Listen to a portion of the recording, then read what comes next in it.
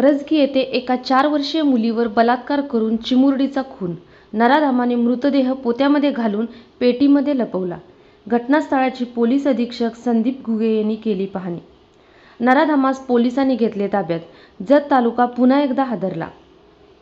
करजगी तालुका जत येथे एका 4 वर्षीय बालिकेवर अत्याचार करून खून केल्याची धक्कादायक घटना आज दिनांक 6 रोजी सकाळी 10च्या दरम्यान घडली. या घटनेने जत तालुकाच नव्हे तर संपूर्ण महाराष्ट्र पुन्हा एकदा हादरला आहे. घटनास्थळावरून मिळालेली माहिती अशी की करजगी तालुका जत येथे एक अल्पसंख्याक समाजातील कुटुंब राहत होते. आई वडील मोलमजुरी करण्यासाठी रत्नागिरी येथे कामाला आहेत. मुलगी आजी आजोबा सोबत करजगी येथे राहत होती. तिच्या घराच्या शेजारीच करजगी येथील पांडुरंग सोमनिंग कळी वय 45 हा राहत होता. आज दिनांक 6 फेब्रुवारी रोजी सकाळी 10च्या सुमारास ते बालक खेळत असताना तिला दारूच्या नशेत खाऊ देण्याचा खेळण्याचा नाद लावून गावानजीक असलेल्या आपल्या पत्रा शेडमध्ये घेऊन गेला. त्या ठिकाणी कोणी नसल्याचे पाहून क्रूरपणे अल्पवयीन 4 वर्षीय मुलीवर बलात्कार करून खून केला.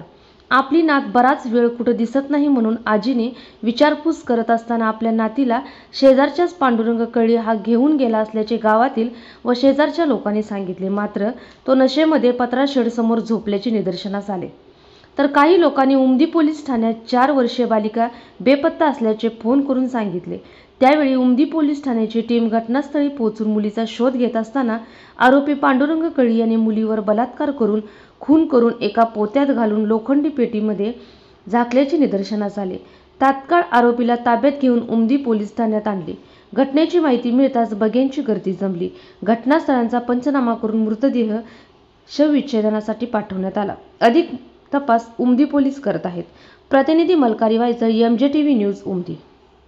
जे संशयित व्यक्ती आहे त्याला पोलिसांनी तात्काळ त्या ठिकाणी ताब्यात घेतलं. यानंतर मुलीचं पोस्टमॉर्टम करण्याकामी ती बॉडी शासकीय रुग्णालय इथं पाठवण्यात आली आणि त्यावर जे डॉक्टर अभिप्राय देतील त्यानुसार पुढील कारवाई आम्ही करू.